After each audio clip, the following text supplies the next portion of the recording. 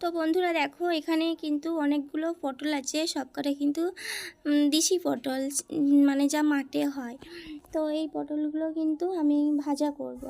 তো প্রথমেই বলি বন্ধুরা, এই পটল কাটার মানে কাটাটা আমি আরেকবারও কিন্তু দিয়েছিলাম, আমার চ্যানেলে কিন্তু এই পটল কাটাটা কিন্তু আছে। তো একটা বোনও আমাকে আবার বলেছে যে দিদিভাই তুমি কিন্তু পটলটা কেটে ভিডিও করো, আমি দেখব। তো তার মানে তাকে দেখানোর জন্য ভিডিওটা করা। তো দেখো, পটলের খোসাগুলো কিন্তু আমি ভালো করে ছাড়িয়ে নিচ্ছি। তো কি বলো তো বন্ধুরা, পটলের খোসা না যে একবারে পুরো ছাড়িয়ে নিলে কিন্তু ভালো লাগে না খেতে, আর একটু বেশ খসা খসা থাকবে, খেতে ভালো লাগে।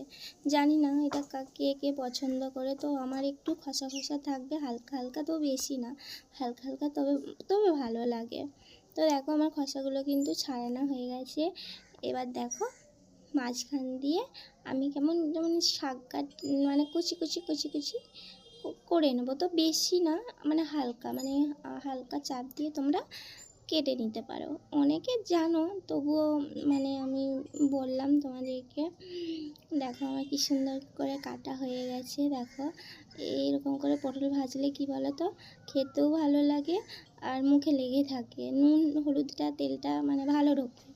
আর এমনি মাঝখান দিয়ে ভাজলে অতটা ভালো লাগে না, কিন্তু এরকম করে তোমরা ভেজে খেয়েও দেখিনি, খুব ভালো লাগবে। তো আমার বন্ধুদের উদ্দেশ্যে এটাই বলা। তো দেখো কি সুন্দর করে কাটা হয়ে গেছে। তো আমি কেটে নেবো সব কটা এরকম করে। তো বন্ধুরা, তোমরাও বাড়িতে কিন্তু এরকম করে পটল কেটো, তোমাদেরও ভালো লাগবে।